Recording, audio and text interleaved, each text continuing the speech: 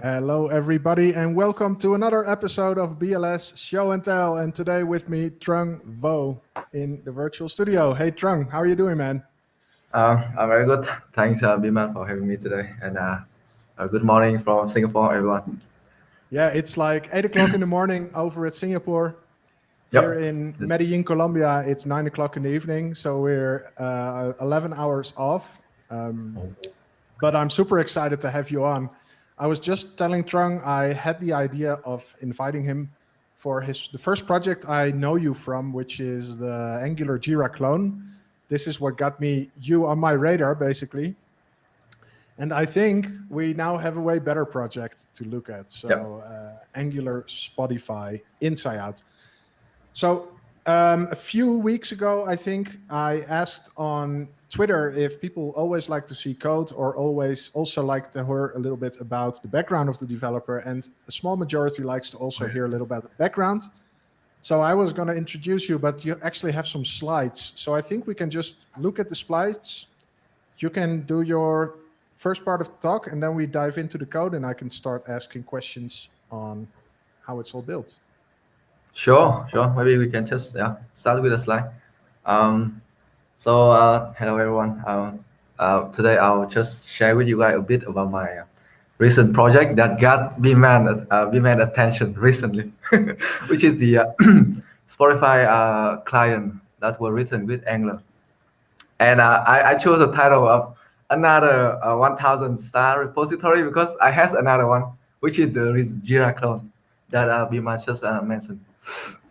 So let's just go a bit about myself. I think I'm Trung. I'm from Vietnam. I'm currently based in Singapore, working for a startup for crypto industry called DeFi. And outside of the working hour, I've been doing some community work at the Angular Vietnam and Angular Singapore group, whereas we just basically has there's a member going through some discussion, and we support them through the Angular journey. And that pretty much about myself. I just wanted to go through Angular Singapore real quick because it is the new initiative that I just started recently. So basically, we have two main activity. The first one is the monthly meetup, where it's just at the moment is virtual meetup, whereas I just invite speakers to come in and ask people around to join, and really just see how close the big name in the Angular community is. It's just not like someone is really always doing cool stuff on Twitter. It's like you can talk to them, you can listen to their story. I think that's the main reason why we have this monthly meetup. And then the second one is basically you can book some time with me, basically with Angular Singapore, but at the moment it's with me. It's just you. Maybe Biman, you wanted to be Definitely. It's like you can come in, say I have some question, book a 15 minute. We always there to talk. It's Angular Singapore and Angular Vietnam is famous in the APAC area. So I will not go into too deep, but it is now very big. It's like there's a Facebook group with 15K member. So Wow. That's that's pretty a lot. And actually, I think you need to actually update your slides because it's founded in 2017 by Tip Pan, Angular GDE, and Chow Trum, Angular GDE. Yeah, true. So we're gonna celebrate Chow being a GDE. Awesome. Totally deserved. But it's founded by these two. But you're also a core member right now. There's the two guy was like admin, and then I'll just do some activity around. Yeah. That's it. So now it's just the agenda for today. So you have any question about myself? We can go first before we come into the detail. Perfect. Yeah. No, awesome. That was a great introduction. But so a few things more down. One thing I'm really interested in myself is cryptocurrency and the whole blockchain technology. I saw you worked with Cake DeFi. Is that the name? Yep. That's true. DeFi stands for decentralized finance. Yep. Which is basically enabling financial transactions between two parties without having a middleman. So let's say if I would want to send Trung certain amount of value, I can do this without having anybody being able to stop us or controlling it or putting any other limits in it. As long as we agree on the trade, we can make this happen. And it's final because it will be registered in the blockchain. And at the moment this is written down, this is a final transaction, which with, for instance, something like PayPal or credit card, you can always revert it or dispute it. Now, I'm curious, just briefly, what does Cake DeFi bring to the DeFi world? Could you briefly explain that? Or is it really hard? I mean, like, I just joined Cake recently, and I know that we're doing some service. So basically, if you got some kind of the crypto currency in your wallet, like Bitcoin or Ether, you can deposit into Cake, and then in Cake we have the special token called DeFi, and all of the service was like surrounding DeFi. So there's a liquidity mining where where you can there's a pair of coin with the same balance, and then people will try to push money into that.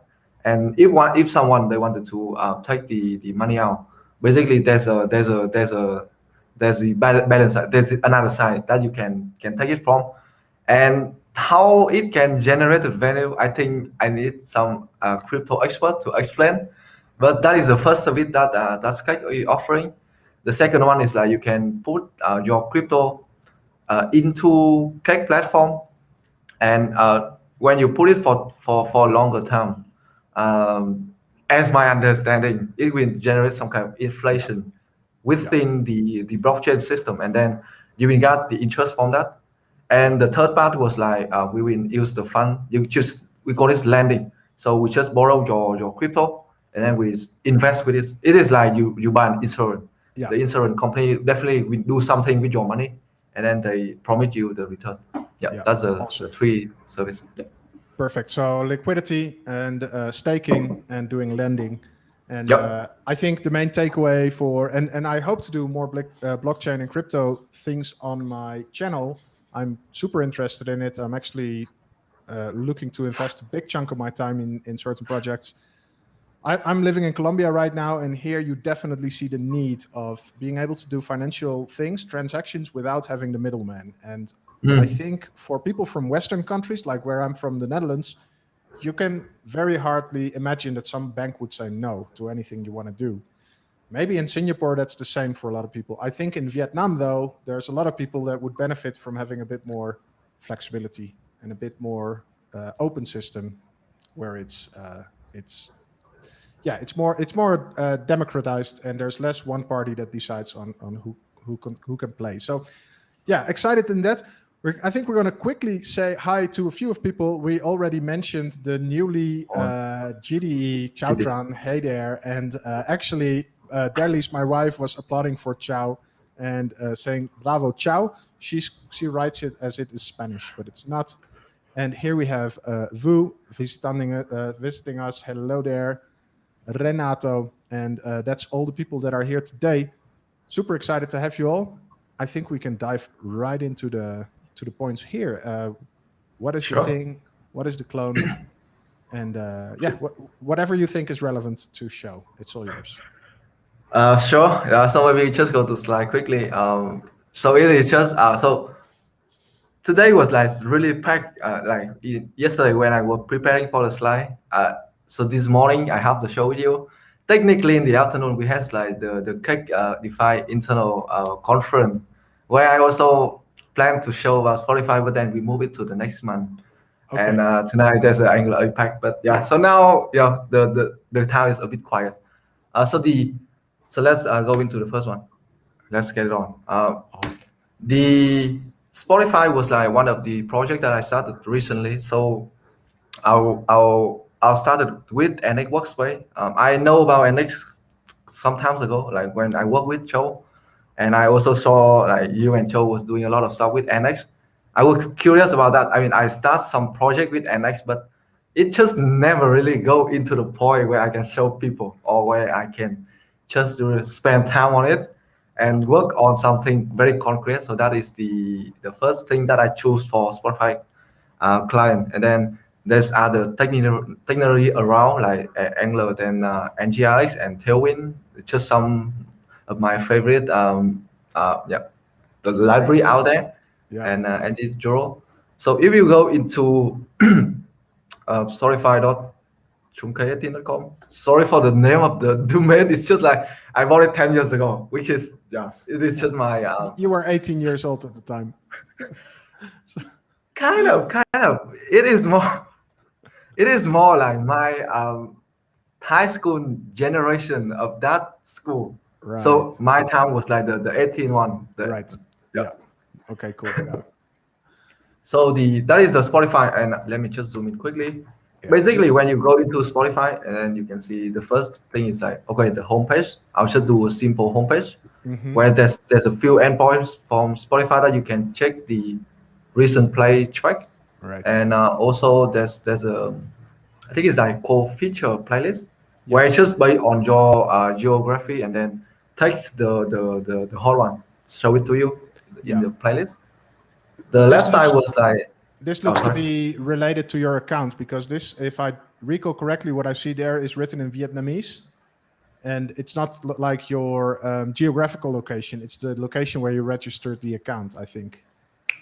That's the bug. So because you mentioned it, the first time when you look into it, it is Vietnam. But when you navigate and then you go back, right, it starts to look like, okay, it is Singapore now. Okay. I'll never tell anyone. I just want to just promote Vietnam in the first phase of it. I won't try to note any more bugs. So sometimes it's like the title is like really Vietnamese, and you might have no idea where it's coming from, but just for your record. So the left side was like your favorite playlist, all of that, and I'll just added the browse. So actually on the first version, this one is not available. So I'll just keep adding it after I release it, the first 1.0, and now you can explore a lot more, which is look more like Spotify, because before if you the first user Spotify, use the fresh user of Spotify, you don't have any track. It is like empty, like nothing. So the brow tab is like some meat that I added in, and I think that's about Spotify. I tried to make the look and feel similar, and then everything was built with Angular, with Tailwind, with Anti-Joro. So I think if you read through the code, it's very familiar for you. Right. So you can look into source code. I mean, there's a few link on top you can click. There's a Jira clone that B-Man mentioned. Yeah. And just there's a few more. So the Jira clone is your first 1,000 star repo, and Angular Spotify is the second 1,000 star repo. Yeah, that's true. And Jira clone takes some time to get to the number of 1,000, but then Spotify was like a week. It's like 5 days. It's crazy. Thanks Trung, everyone for your support. You're a famous person now in the community, and I know if Minko starts retweeting you, and you're on the right track to being famous, and probably the next GDE. But that's a whole other detail. Anyway, we have John out here who says great work. I totally agree. I totally admire the level of detail that you put in these two projects. Is really amazing. I personally like doing clones. It's always been a great way to understand how an app really works, because if you start building a clone, you start looking at the small details and the small interactions, and you need to understand like how the data is structured. There's no better way to understand and appreciate an app, according to my feelings, on how to really understand an app is by building a clone. But I generally stop after the first few screens. But you looks out like this. I wouldn't see the difference if this popped up as my Spotify. I thought, they went with maybe more flat layout, and that's it. So, yeah, chapeau. It's I really admire the level of detail. Thanks, Vivan. I also. No. No, go ahead. No, it's like I mean, I'll have the slide to talk about why I decided to just do all of the clone in the next one. Maybe I'll just go into it. Yeah. But one of the reasons that I started the project is like I wanted to have this visualization. It Huh. just is something sort of I don't have. Yeah. So yeah, just this, just for your information. It's like Yeah. I wanted to have it. So that's one we can skip. There's just some screenshot. So let's talk about why is another clone. I think like B-Man just mentioned, we do a clone is like because that's it is something that we using every day, and you don't really have to worry about too much about all of the requirement, like what we are going to build and how it's gonna look, because all of that could take you a big chunk of time, and at the end of the day, maybe your design might not be the best. So if there's a product that was using by a million people out there, probably we can just follow it, and we can have some output from it. And yeah, I think that is one of the first reasons that I just keep doing all of this clone. I don't want to be a clone king, but I also wanted to have my own application. But I think at the moment when I wanted to understand about technology a bit more, yeah, choosing a clone is might be a way for me. I'm not sure about you, Iman. Yeah, no, I totally agree. And in fact, a lot of projects that I started on or experimented on is like, I want to have this app, but then a little bit different. So in fact, Fiverr, the marketplace for freelancers, I want to have Fiverr, but with kin cryptocurrency and not with dollars. So I'm literally cloning screens, and I can tell my designer like, hey, go ahead and implement these screens. Needs to have these buttons, make it mine. But any functionality, any user flow, I'm not going to think it if they give it a lot of thought. And I think it really depends on how you want to differentiate. If you want to build an audio app, I think you're probably very good off by either cloning iTunes or Spotify or maybe Deezer, but not start blank if you already can. I think it's really hard to set aside any of the previous knowledge. So yeah.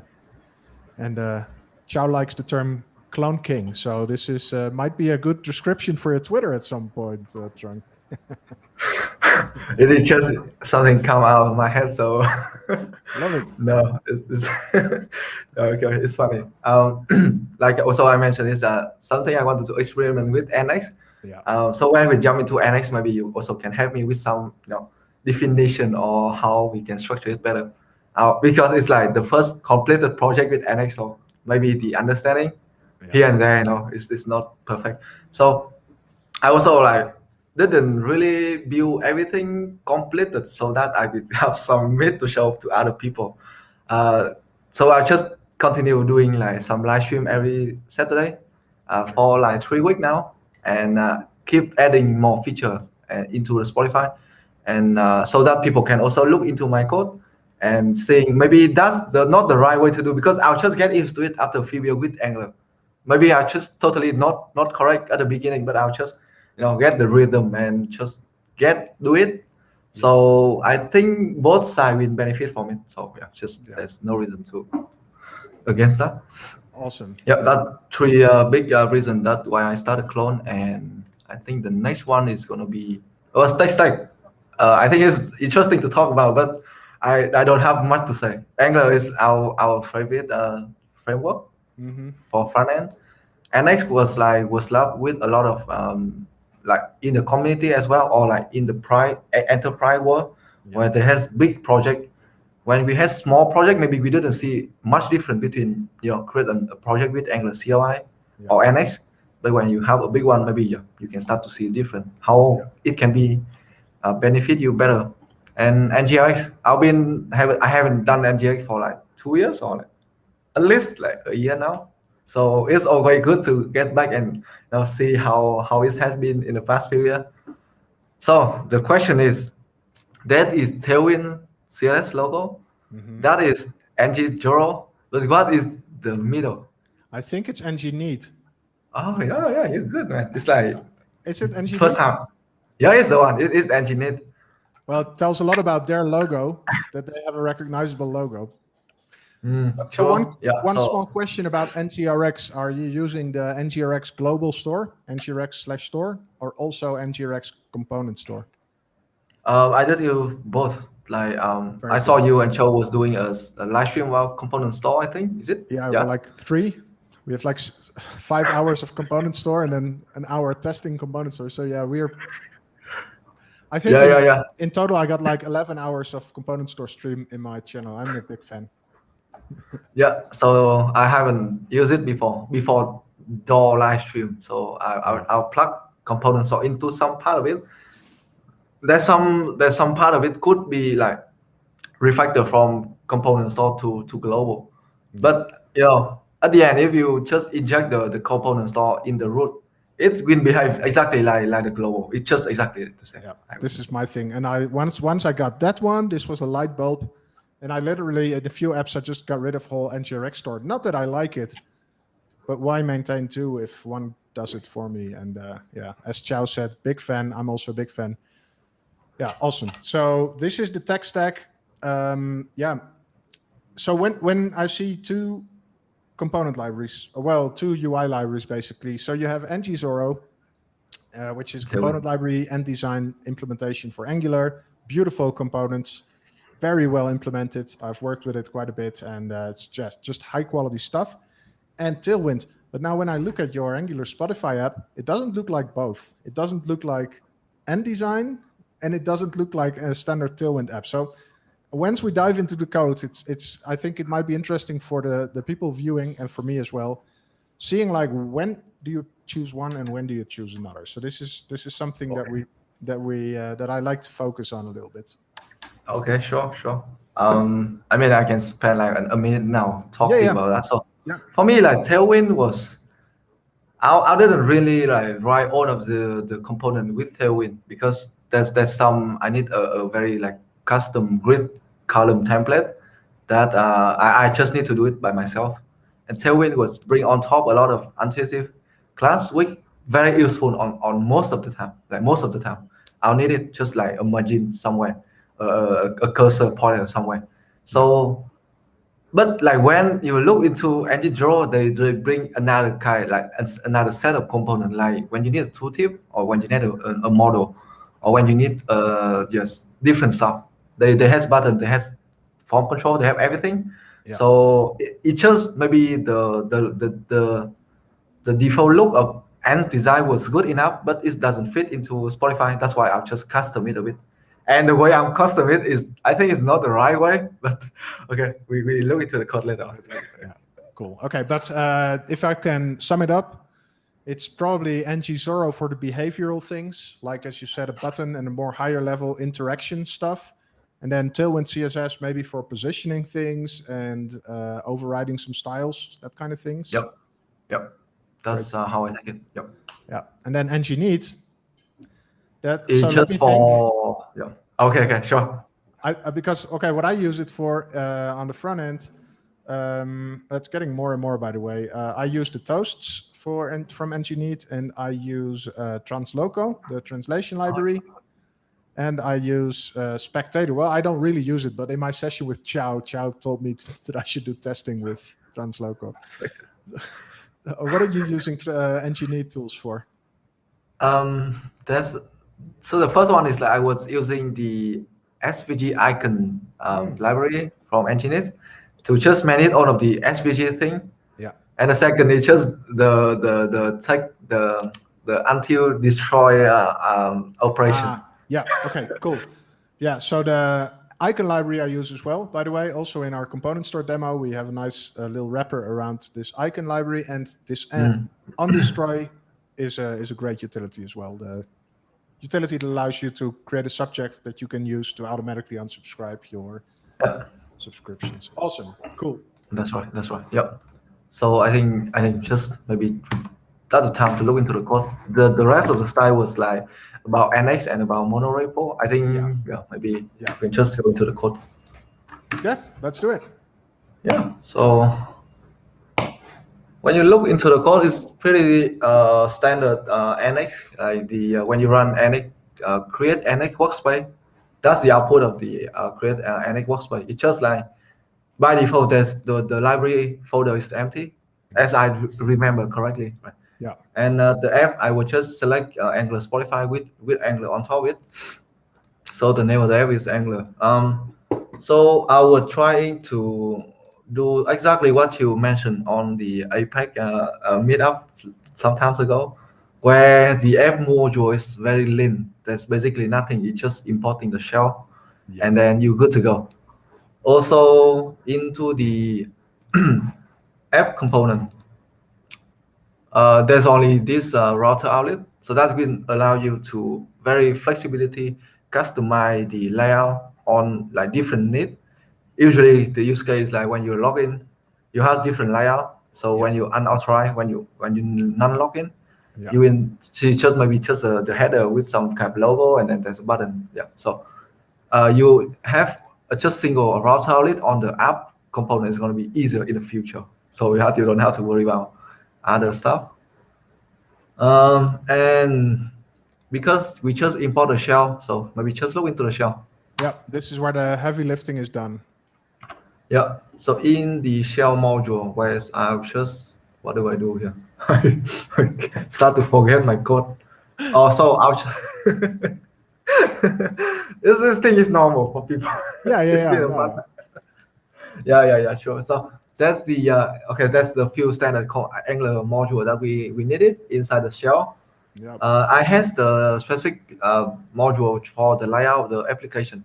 So if you look into the, do I open it? I think here.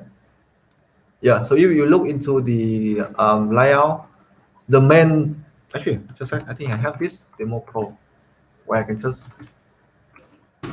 I'm not sure if you know about that app, but it's quite useful. Like you can draw it. Ah, perfect. Yeah. Perfect. Yeah. So the whole orange part here is this is the main router outlet where you start to display different data based on the Yeah. URL. That is the main router outlet. So the layout was just basically the left navigation, and then there's a now playing and maybe the top here a bit. Yeah. So that is the reason for this web layout. So inside there's a lot of component because you will look into it, even it is when I export it outside, it's just only the layout component, but there's a lot of stuff going inside this layout, whereby this one is technically there's several component composing inside. Yeah. So that's why I need to just export it as the module. So the icon module is the same. I'll just configure it for the SVG icon library. So all of the forward was doing inside this icon module. Is it? I think so. Yeah. It's wrapping around the SVG module from ng-neat. Yeah. Right. So here it's just doing one big forward and then I'll just import it. Yeah. Awesome. So to make sure that was imported one time. And then we come into the router configuration. And there's some root reducer like global, and there are also global effect as well. So we can look into the brown.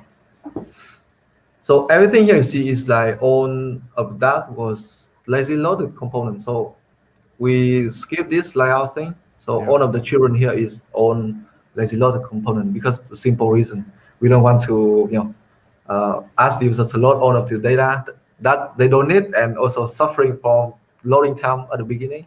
Yeah. The first one was basically It's just the best way to do this. Lazy load everything. the same. So like the first one is simple. When that's empty, just take the home module. The second, so basically it's going to be very similar. I do see a difference in how you do this because what I do is not async await, and I do a .then and push out the module then. I didn't know this syntax. I need to figure out if I like it, if I go use it. But sure. Yeah. I can understand. I mean, because basically this import is like a promise. So yeah. So we can just either use then or I think await. But no, I think it's just personal preference. It makes total sense. It's just that it's a bit like, hey, I haven't seen this syntax, but yeah. Actually, it's like because if Cho is still in the call, he's the one who tell me about this syntax. Oh, really? Oh, he never told me. I feel like that. Okay, maybe people treat you better because you're nicer. No, it's just don't take it seriously. Awesome. But this is then all pretty straightforward. Now on line 43, I see something that is not super predictable. You now all of a sudden this route is dynamic. 43. Line 43, yeah, exactly where you were. That's the right. router util configuration.visualizer. This seems like it's a route it's not a fixed string. Let's put it this way. It is a fixed string, but I'll start to has the. I mean, I'm not very sure if it's the right way. So I has the configuration, but I'll just inside the configuration. Because I need to get some kind of ID over time through different components. That's why I put all of the ID, and then I mean technically where all of that I should use route configuration as well. But I'll just I'll start it first, and then I'll define it when I was start to do the visualizer. So that's why it's come later. But it's still static, so it's not dynamic. Yeah. Yeah. Just served somewhere else. Yeah, that makes sense. I think the rest was very simple, but let's look into one specific module, because if you look into the UI, most of the places were very simple. Like the home, basically it just has a single component attached to the home, so it's simple. But there's other thing is a bit more than that, because usually inside the home page, no, not inside the home page, like after a round, you could be something like that, and then you can put more stuff out into it, which means that we have a bit like a sub round within a round. So what do we do in this situation? So let's look into the album in album shell, I think. So okay, the shell thing, also shell told me. Yeah. So if you wanted to shift the blame to the guy, just do it for Shell. He's now GD now, we can blame him. Yeah, he is. But in fact, up until now, for everything I saw, it's like, oh, I would do the same. Yeah, I would do the same. I would do the same. So even the names I'm super opinionated with names. I'm happy so far. Okay, sure, nice. So the album, when you look into the album, okay, so maybe we just take one example first, and then we go into another one. So the home thing. Yeah. So NX, there's a feature module. Is it like feature module? Yep. They said there's a feature one, there's a data access one, there's a UI, and there's an until. So there's 4 type of library in NX. So for the home, because it's very simple, so I'll just create just a single feature library, and then put a single component into it, which is the home. Basically, that is the home thing. And inside the home, I was using a different component. So that's where I put into the UI, where you can have several UI component. That is being used on a feature component. But because now I don't distinguish like between the container and the component, so that part is really up to you. I don't really have it yet into the NX workspace. So if you have to add more and more stuff into the UI, it's going to be inside this UI. There's no nested, no container, nothing.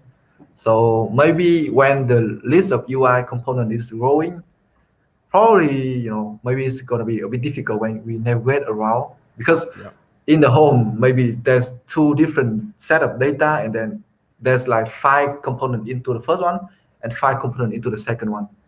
And if it happens, maybe we should start to group them together so that we don't lose the context switching when you look for it. I don't know.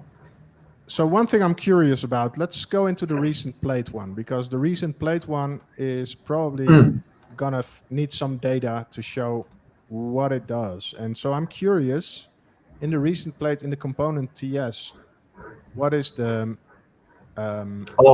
where does it get the data from? So could you open the component TS file for a second?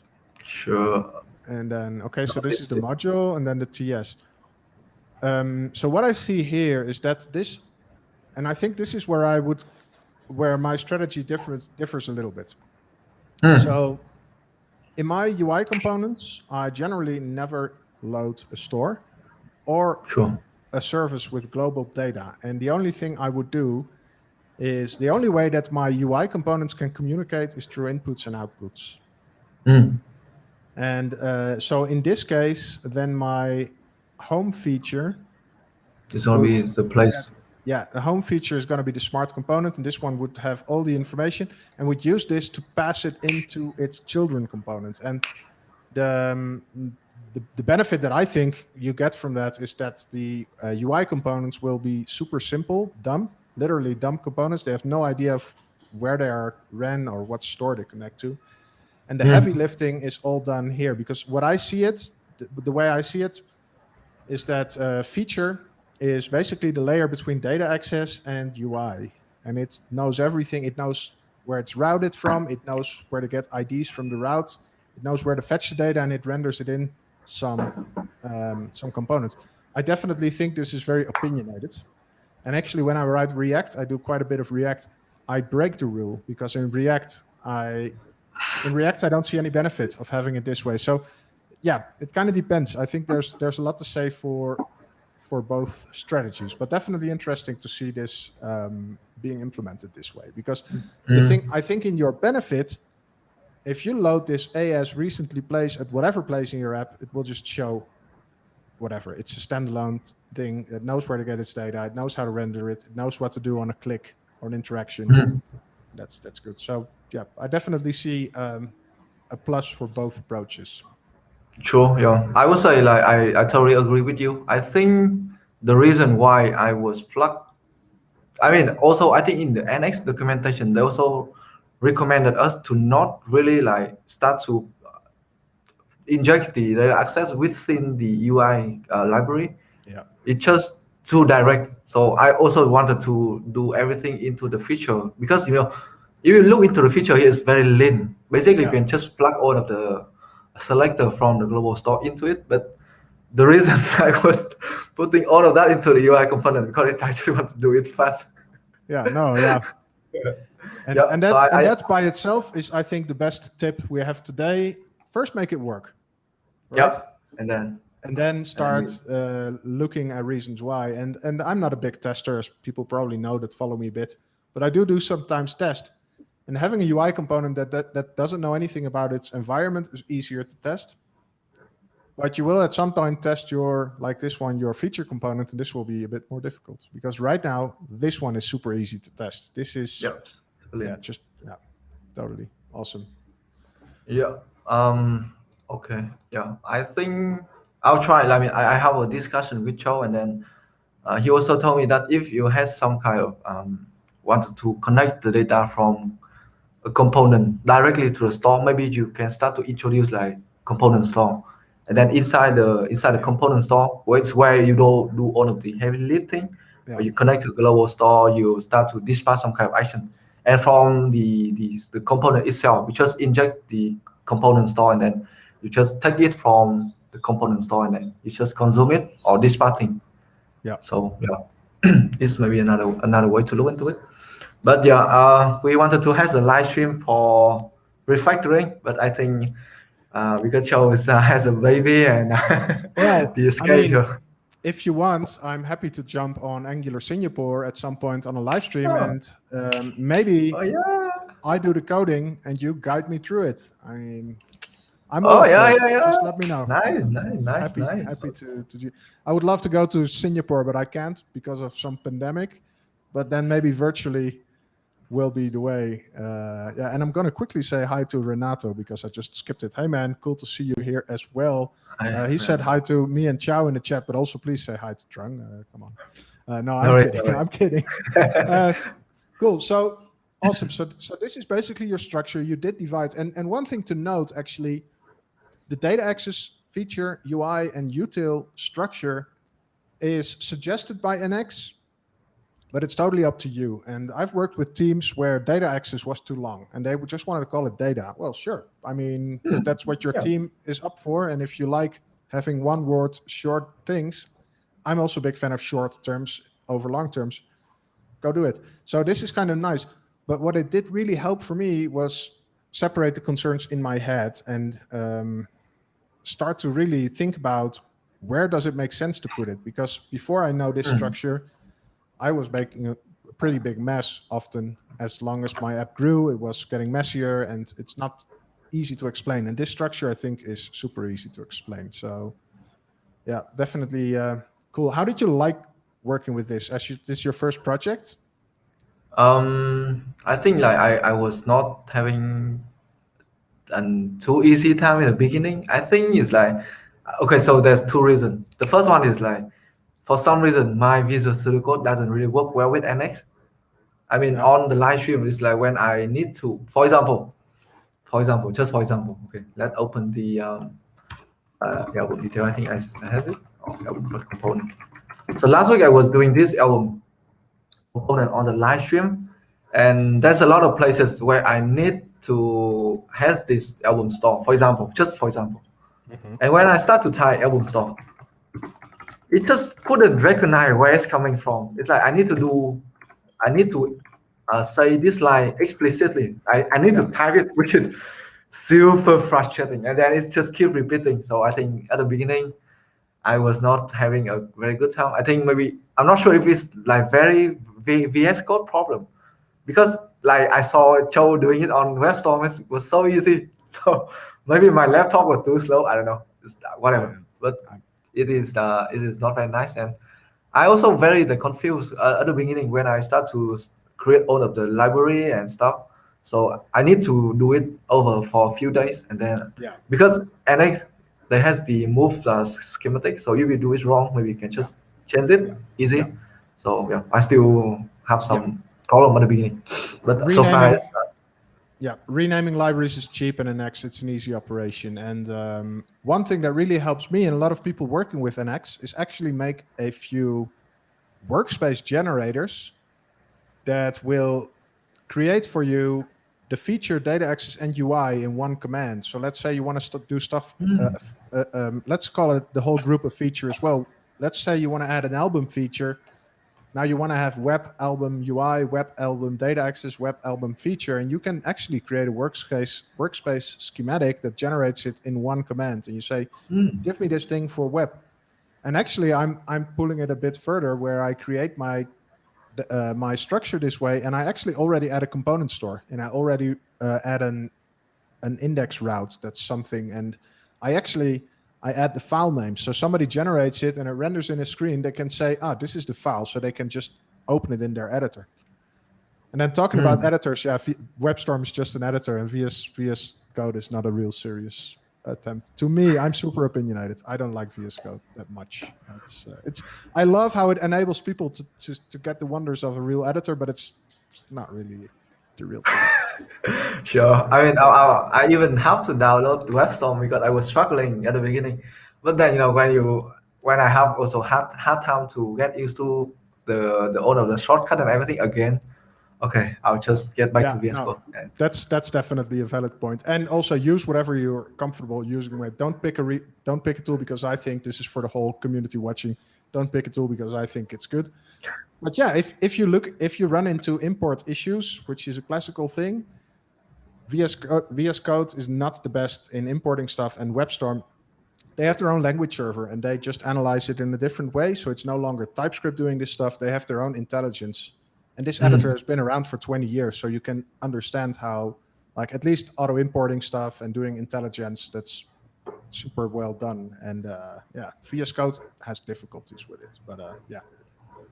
Sure. Yeah. Very cool. So, and then cool. So let's move on. Let's check if there's another thing you wanna show. Hey, wait, what is another thing? Okay, so we look into the homepage, and then now, like I mentioned, into the album then. Because into the album is different. There's a list of album, and then there's an album detail. So the structure a bit different, but it's overall it's gonna be the same. But just let me open it. Because I also has the question when I start to build it. Yeah. Because not every single route when we configure on the shell, it's just pointing to a single component. It could have several different child route. So that is how it's looked with the album. So in the feature in the album, instead of just having a feature library, I'll just divide it into multiple small library into it. Yeah. And the shell here is the one who connect all of them together into a route. So you could think of this list here is like album list when you open the UI, and then you can see there's a list of album, this one, and then when you click into it, so the shell is where it's connected together, and you will look into it. It is again all of that is just lazy load component. So if it's go into the album, the first one they try to do is just to take the list of album out and then render it. And then the second one is with the ID. Okay, so here is where I start to take the ID. And so that I can start to use the same ID, album ID when I need to take the param out of it in the other places. So I don't have to type. It's just simple reason. I'm not sure you have a better idea. So that's the... So I've every team that I worked on large apps, they have their own solution, and I've seen this. I've used statics on classes as well because I like to have only one import. I think router uses a class, right? Configuration static property. Yeah, it's all static. Yeah, true. Yeah, it's all static. Yeah, just a class with a static property. So you have one import. Man, I've seen people build a service that only does routing. So you inject your own routing service and you tell it some structure, route to my album page, and the thing knows it. It's hard building large apps, and doing routing in a consistent way is super hard. And I like this approach. And with regards to your feature splitting up here, this is where Chow's opinion and my opinion kind of deviate. And I'm oh, here we go. I'm more of the camp of I want to have 3 or 4 layers inside my albums folder. I want to have 3 or 4 layers, but not more. I don't want these things to grow. And the downside of having your feature splitting it up is it makes it unpredictable how many levels you're going to get in terms of library. So in my case, if I would say, hey, web album, it will maximum have 4 libraries and never more. It will have data access, feature, UI, and lib, but never more. And the downside that I feel with this approach is that you get an unpredictable length because at some point you have feature, detail list, shell, maybe 5 more. In others, it's all in one. So I tend, and the same for UI actually, I generally have one UI lib, and then inside there I make my things tree shakeable. It's very much an opinion, but I feel if I build an app and I'm building apps with maybe 100, 120 or 200 libraries, these things start to count, because when you have like 200 libraries, it's better to have things that look super similar and predictable. But also, there's definitely something to be said for this. I'm not dismissing this solution, but I know it's something where Chow and I are kind of deviating on what the default structure, what the preferred way is, to put it this way. Okay, get it. Yeah. But the thing I love about having a structure and something that you definitely implement, everything looks the same. Yeah, right? Totally agree. Yeah, this is amazing because you can dive into my apps, and even if you don't understand the use case, you can navigate to the code and you can understand where things live. And this is, I think, as an Angular community, we have a lot of benefit in having apps that are all super similar. True. Yeah. True. Agree. Totally agree. Yeah. And then here and then here you don't have a UI lib. So if we can go into, let's say, the album list. I'm curious to see. Yeah. Okay. In this as media, and where does the as media live? Oh, that's a nice question. All of that is stay in the share UI. Right. So that is media, and there's a spinner, because it's reusing in multiple places. Yeah. Very good. No, yeah, that's great. A big shared library is good. Big shared UI library is good. Yeah, there's plenty of them. Yeah. Very cool. And so we talked a bit about routing to the things, and we talked about like how to actually route something and how it leads to a render. Another thing I applaud, I have yet to see a huge chunk of templates. I think it's great to have small little templates. I hope, and this is a rule I frequently break, but I hope to make them between 10 and 20 lines, my templates. And this is great. And this allows you to put them inside the component TS. So I'm very much a big fan of doing inline templates, but it also has to do with IntelliJ, because IntelliJ has great completion there. And in VS Code, your completion you get in the separate HTML is not the same as the completion you get inside the inline template. Whereas with IntelliJ, this is all the same rendering. So I get the same auto completion when I do an inline template. But in any case, having these small libraries is for me is a green flag. This is something. If I see it, I think yes, this is well thought out. The only CSS-like stuff you have here is spacing and positioning, which is exactly what I think is the right thing. Your container component should have spacing and should tell it how it behaves, but how it actually looks, which color it has, or how the component itself is structured is nicely hidden away. So yeah, I love to see it. And what I'm now curious about, so we had a lot about the rendering and the routing and making it all appear on the screen and navigating through it. Now, let's take a look at where do we get the data and how does that work and how is it structured? Okay, then. Sure. I think that is we haven't really mentioned about it. So let's go into the what's data access, share data access. So okay, the share data access at the beginning I was divided it into a small library, but I understand that all of the three library. So now when you see the screen, there's model, there's API, there's store. It is actually a three library, but it should be maybe I think it should just be a single library. But when I try to merge it over, it just has circular injection. We haven't mentioned it yet. We're about 50 minutes in and we haven't met circular dependencies. And one of the reasons we haven't is because DataX doing a separation like data access feature UI and util prevents having circular depths. It's kind of a side effect, but it's cool.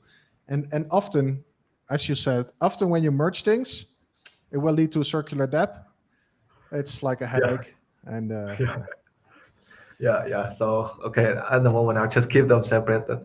So the store, I think there's two global store. I configure it in the share data, where the first one is the UI, which is UI store, which is just a component store because it's very lean. There's not much to do here.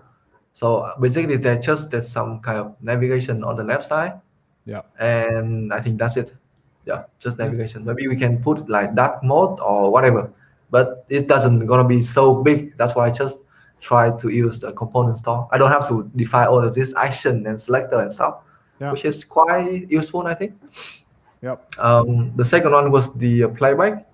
Playback, I think is also component store, but maybe it should be a better a big global store because it start to get quite long. So the playback store was like when the song is playing, Spotify start to give me all the data about what is currently playing, what is the next one, what is like, how is it paused at the moment, is it like keep repeating, is it keep repeating one, is it shuffle, all of this stuff is inside the playback store.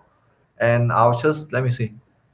I think the store here is just storing the data, and then where it's coming from, it probably from a service. So all of that inside service could be better break into a like proper NGI effect, because there's a lot of software I was calling inside service. So when the thing was initialized, and then I'll just listen to some like callback from Spotify, and then when I has data, when this is triggered, I just start to patch the state so that I have the data inside the app globally available. And that is the playback. And I think just that the two thing. The other thing was, I'm not sure if the way I structuring is correct, because the other thing was the playlist. Because when you look into the UI, you could see the playlist was start to be fetched immediately and then will be rendered on the left side, your playlist. So I think at the beginning I also I put the playlist into the global store, the place where you just see, which is that places somewhere, data access store, okay. But then later on I'll just bring it into playlist, but it's still used globally. But so just give me your opinion on it as well. I think this is always is there a correct place, or is it always always an opinion. I think that's, what makes sense for you might not make sense for me, and vice versa. I think that's probably the most democratic way to put it, probably. But yeah, so let's quickly circle back to this service where you were doing the player. So because this is what I'm curious about. In this playback service. So if you scroll all the way up here, this is just an Angular service with an injectable. Yes. Yeah. This doesn't have a component store provided in root. And then is there some library you use to actually go? What is player? We have an instance of player. Is this something we have that we get from player? Yes. Yeah. Player this.get the player. What is player in this sense? It is the Spotify player. So I get this instance from Spotify. Okay. And this is a Spotify JavaScript library, TypeScript library.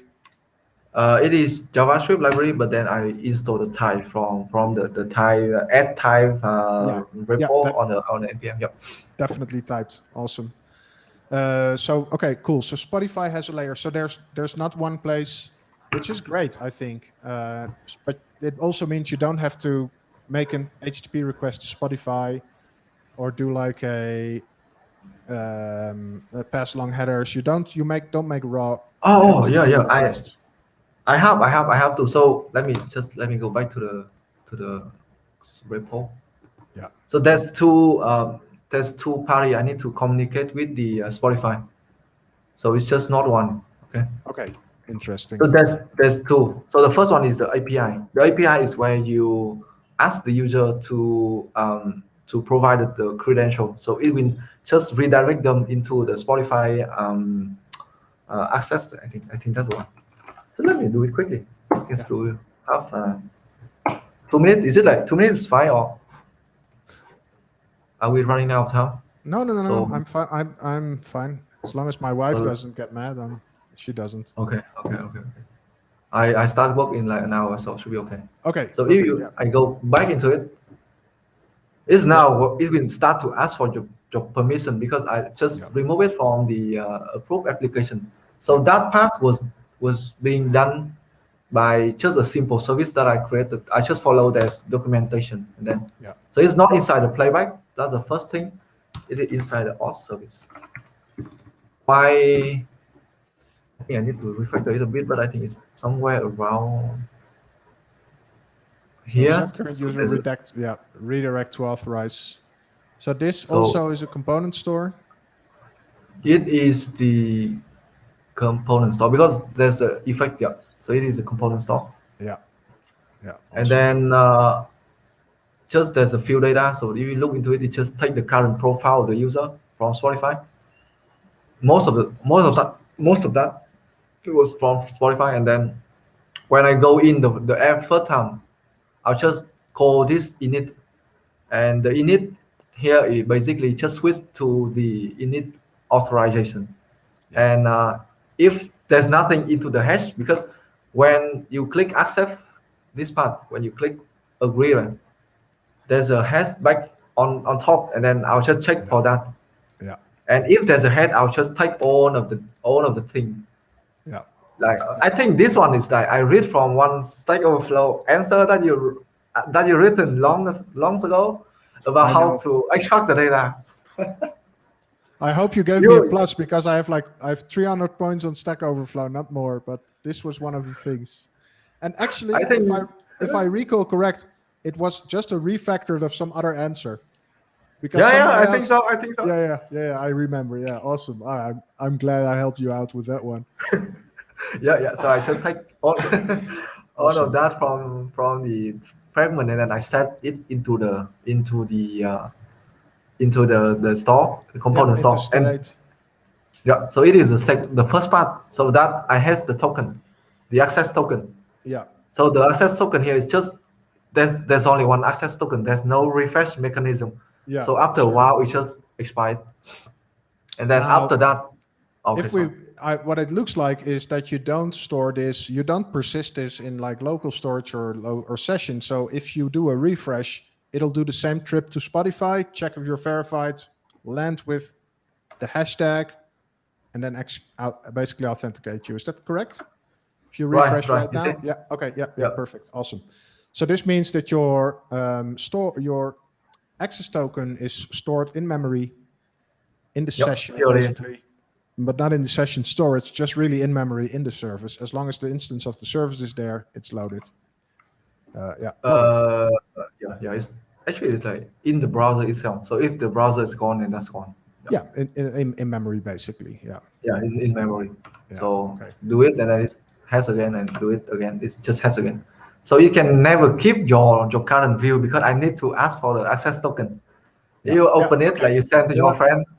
Sorry, makes sense. So if you refresh here, you get if you refresh a hard refresh right here, you get redirected to the index. Interesting. Okay, yeah. I was trying to, like I can take the current URL and then I'll try to redirect it, but then Spotify just say it's invalid. So no. I think it's just accepting the root. The only option you have here, I think, from looking at it now without looking at the code, storing it in local storage, and when you get back, check if you have something in local storage and route to it. But it's probably not worth it. Yeah, I think it's just like an hour long. I thought about it. So if the guy come back after 2 days, it's gonna be the same. But if your friend just send you a link, maybe within an hour, it should be good to go. But yeah. Okay. Interesting. So very cool. Yep. So let's just finish that part, because we are running out of time. But I think another 2 minutes should be okay. Yeah. Okay. I think I first call this init to get the token, and then when I start to have the token, I will start to talk to the playback SDK with the token. Right. And then when so the two things was so different. The API was like, you can fetch the playlist from the API, you can fetch the current user, you can fetch the list of album. But when it comes to place the song, you need to go through SDK. You can trigger it through the API, but to have your own player in the browser to play the music, you need to register with the SDK. Yeah. And then when it is ready, when I say I wanted to have the Angular web Spotify player, and then it say, okay, now it's ready, I will just call one thing, because maybe when I start to handshake it, you are playing it on your desktop, like this one, like this. Yeah. Like you are playing on the desktop, and then when this is like I call, like I wanted to transfer everything into web player Angular, and then that is when I call this, and then the playback will just give me the information. Now you're actually playing on the current browser. Awesome. So you can kind of see it as a huge, beautiful wrapper around the web API for Spotify, the thing you make with Angular and NGRX. Is that a compliment if you hear that, or is that I'm not used to compliment, but yeah, thank you. I love your work, man. It's super nice. It's it's super inspiring, as I said, to see somebody who's able to start with something, implement it, and finalizing it in such a state that it's usable. I think you can just use this as your daily player. So that's amazing to see. You got to run out, right, in a little bit. No, I don't have, but because we are on top of the hour, so it's up to you. No, it's I would love if you could to wrap it up, because I think we can talk for hours about these things, and there's always more depth. But to keep it a bit brief, I would love to show the visualizer, how it's implemented, where it's looked. Because if this is the main thing you wanted, it would be a shame if we don't really spend some time looking at it. Now, I'm probably from a different generation than you are, I guess. I used to listen music with Winamp when I was younger. And Winamp, one of the amazing things that Winamp had was visualizations. And then afterwards, people moved to Windows Media Player. I didn't, because I didn't like Microsoft at that time. But Windows Media Player, and they were just ugly. And then at some point, we lost them all. But the Winamp visualizations were amazing, were stunning. And I'm just curious how how it's implemented. What is it? Where could you give a little Oh, tour? okay. So what I was doing was for the visualization was pretty hacky. Okay. So Okay. the actual part that you are seeing, which the blinking thing when the song is playing, okay, Yeah. that part I'm not the one who written it. It was using some kind of library. Sure. I just saw it from CodePen. I take it, but the mechanism was pretty simple. So actually, let's look into the visualization. I think it's the visualizer component. Yeah. Um, so there's the init visualizer. What is it? What? Audio analyzer. Okay, so it's at least so one thing that's interesting already. It's a visualizer that responds to the music. So it's not just Okay, yeah. of randomness. Yeah.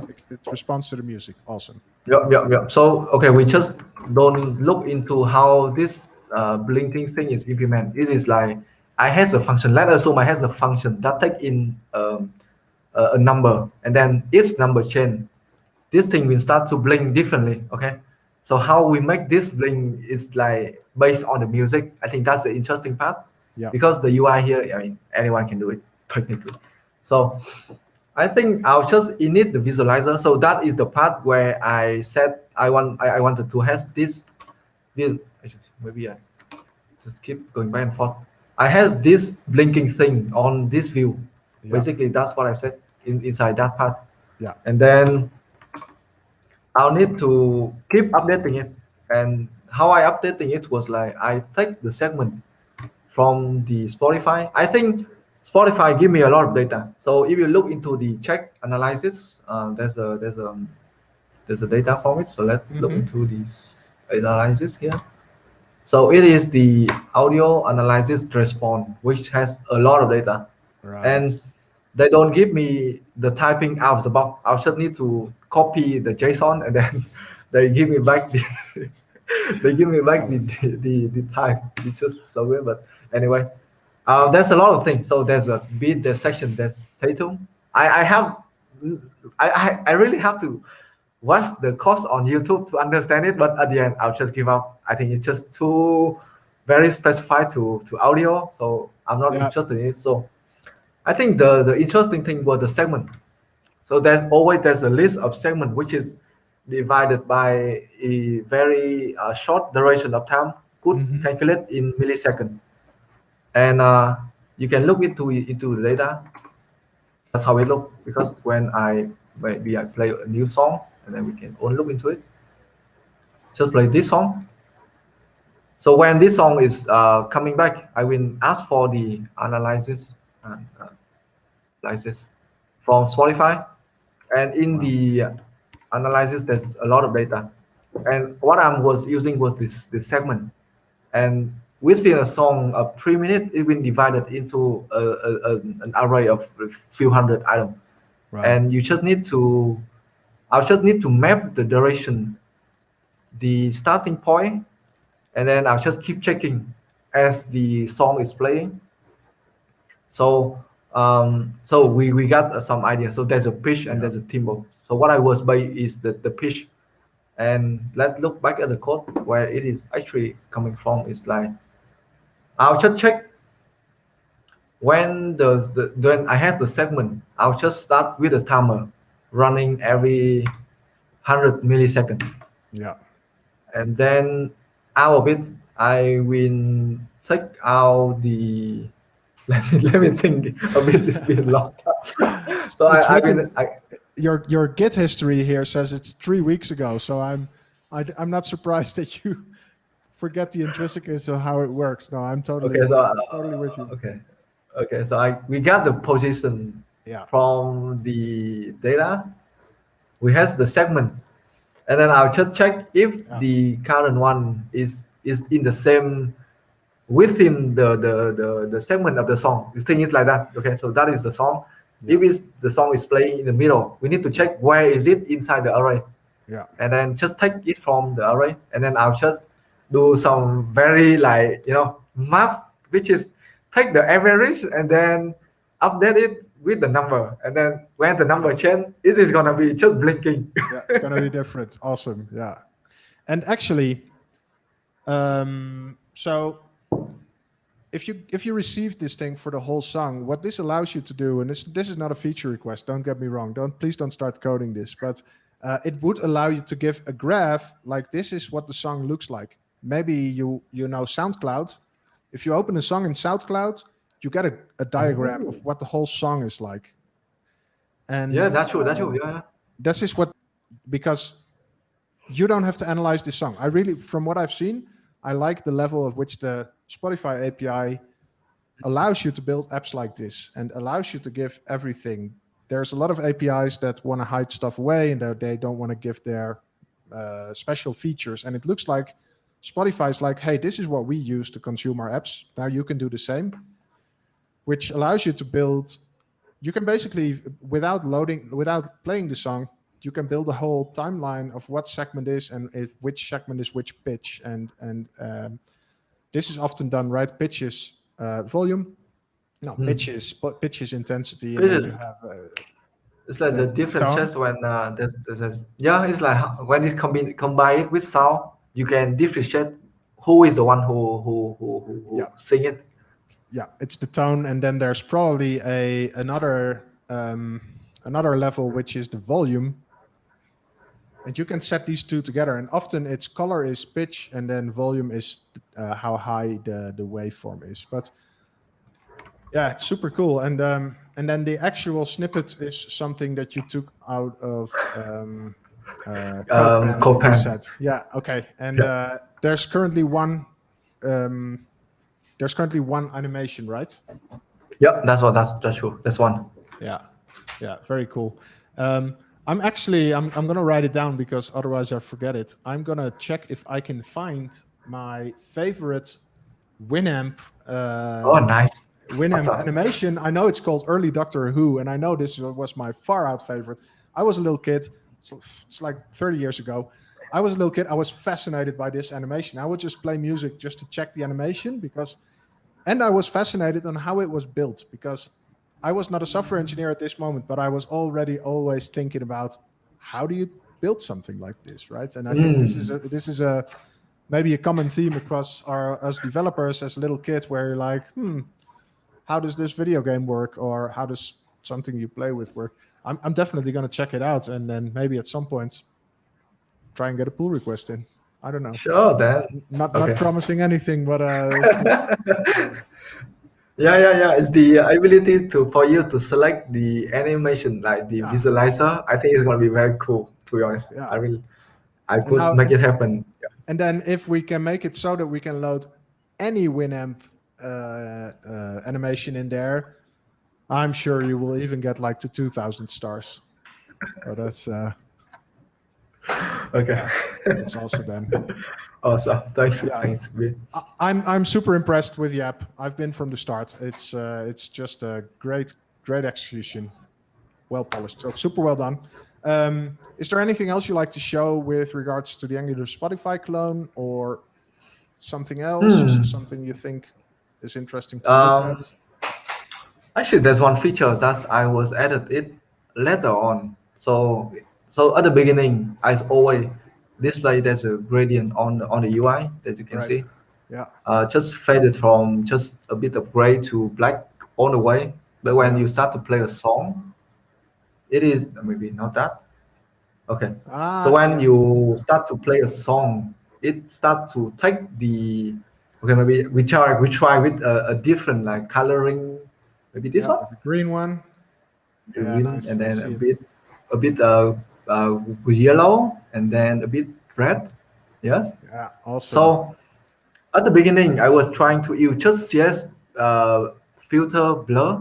Actually, there's a pull request still there. So I didn't know that CS filter was like so heavy.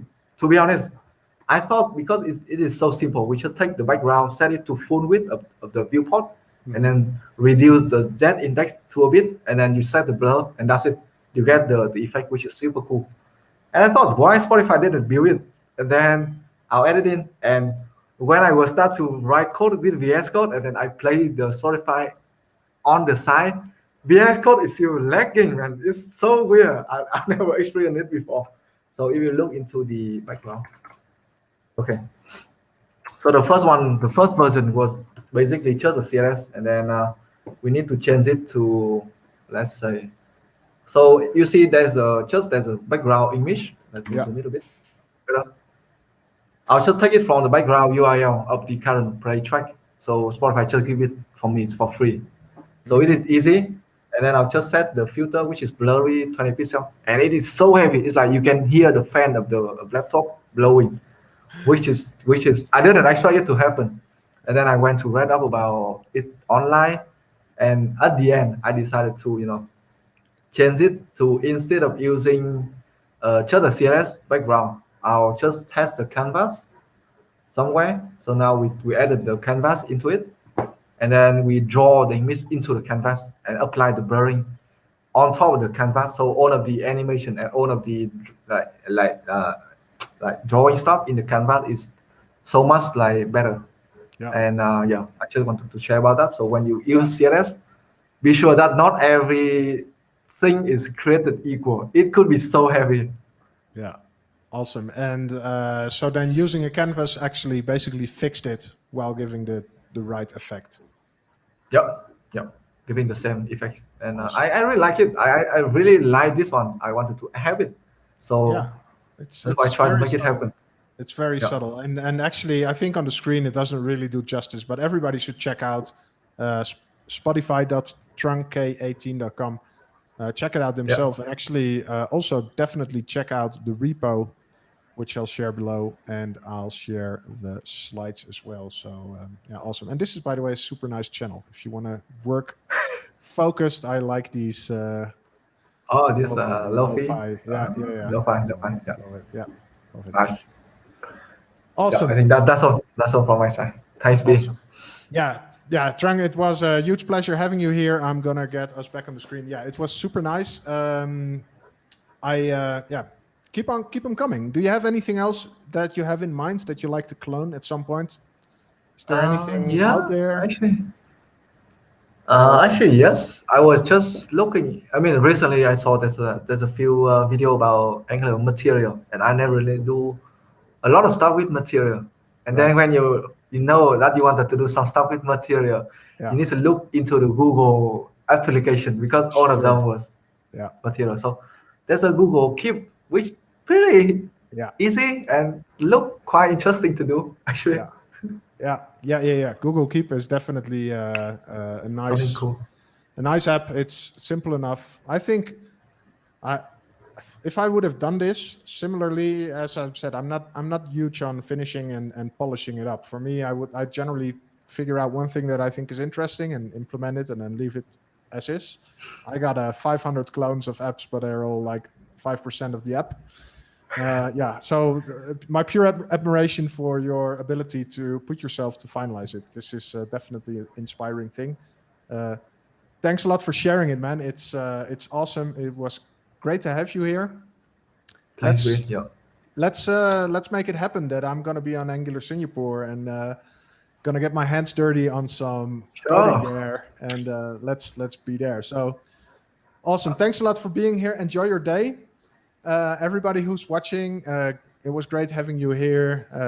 All the special guests. I'll be back tomorrow with Lars, and we're going to be talking about Spectacular, which is the testing library by the NG Worker team. So that's tomorrow at I think it's 4 p.m. It's 3 p.m. EST.